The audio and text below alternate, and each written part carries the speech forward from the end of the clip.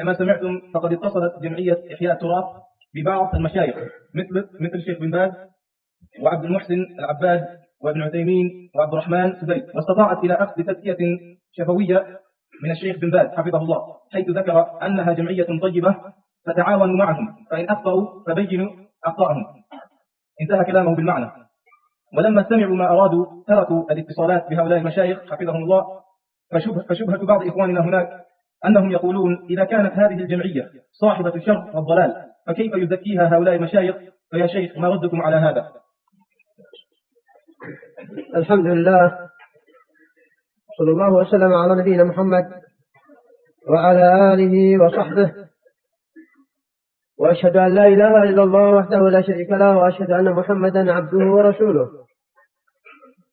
من يهده الله فلا مضل له، ومن يضلل فلا هادي له.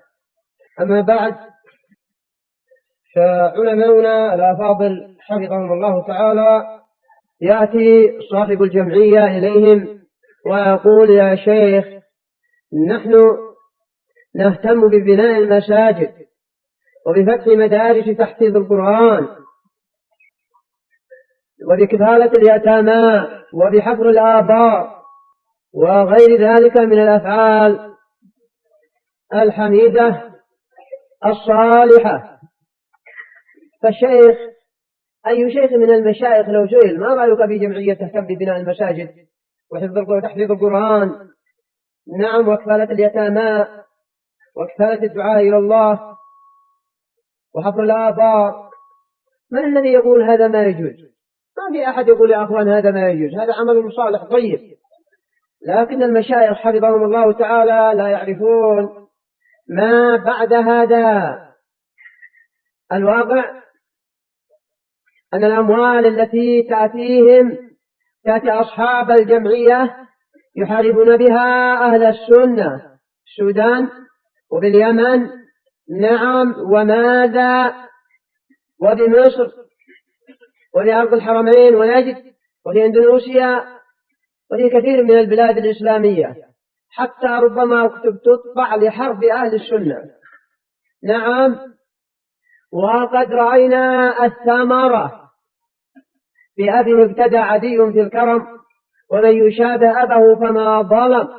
جاء كويتي وقال للإخوة الذين هم من أتباعهم: من طلبت دعوتنا إلا بعدما تركنا العلماء أخطأت استك الحفرة. نعم، ماذا؟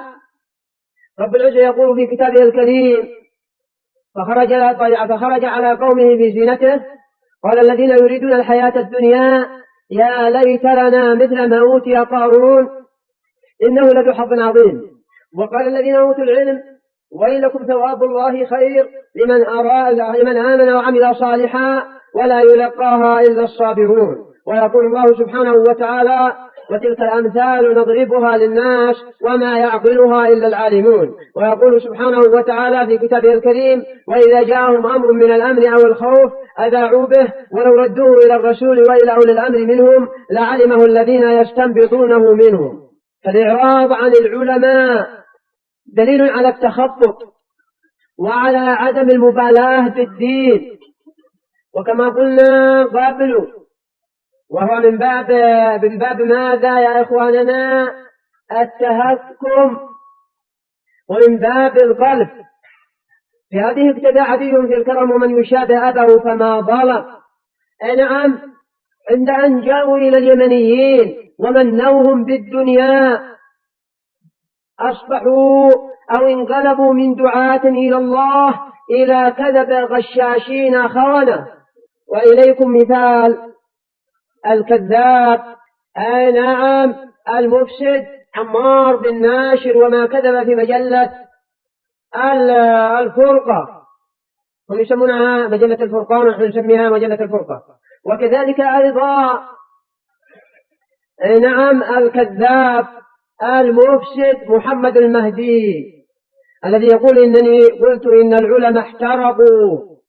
فماذا؟ فابتدوا بهم في الكذب والتلبيس، ابتدوا بهم في الحرص على جمع الأموال ليس لهم هم إلا جمع الأموال.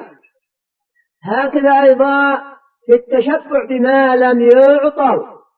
الرسول صلى الله عليه وعلى آله وسلم يقول: المتشفع بما لم يعطى كلابس ثوب زور.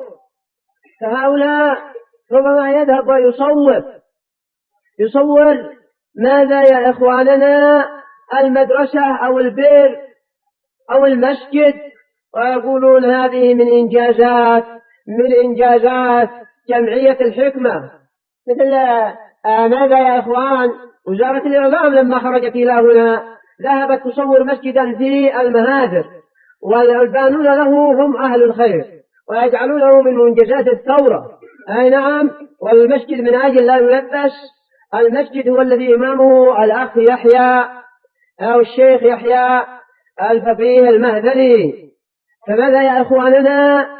فمسألة التلبيس كثيرة، ومسألة الفرقة يا أيها المشايخ حفظكم الله ارسلوا إلى اليمن، ارسلوا أيضا إلى السودان، كذلك إلى أندونيسيا، لكن لا يكون المرسل حزبيا، يكون همه هو نصر الإسلام.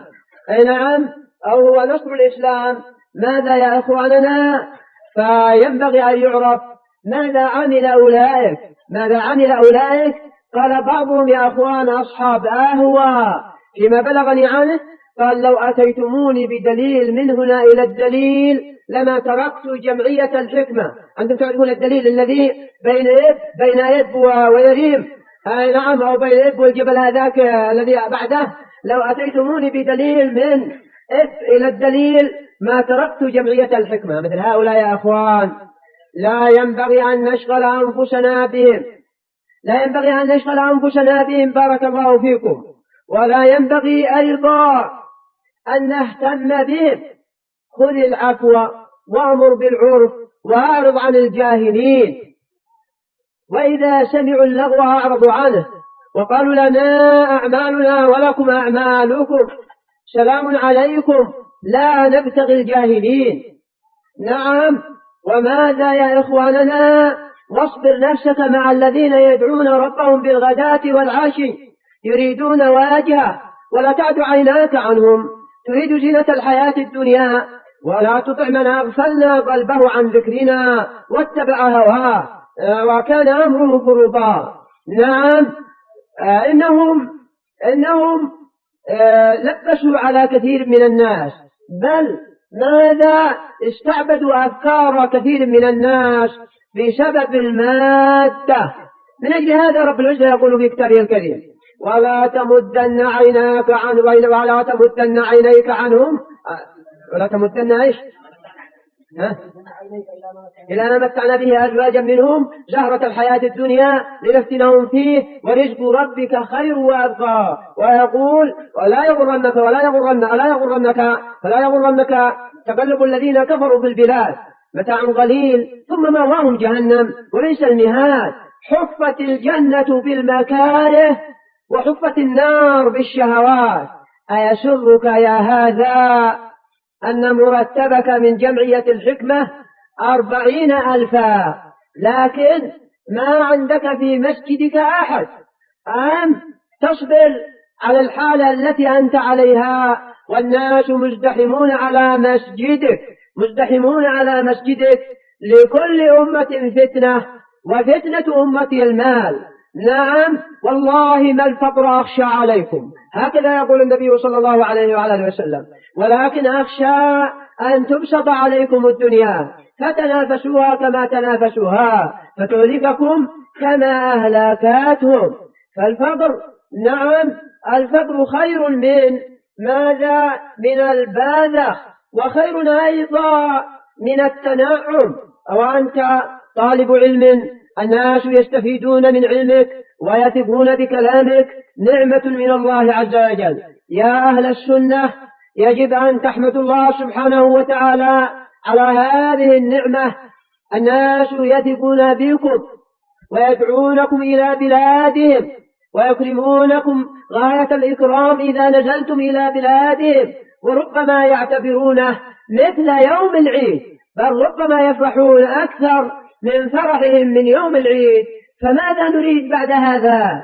أنريد العماير، أنريد المعارض، أنريد الرتب، أي نعم النجمات، أم نريد ماذا؟ فنعمة والله فوق مستوانا وفوق ما نستحق، فوق ما نستحق، نعمة من الله سبحانه وتعالى أنعم بها عليكم يا أهل السنة.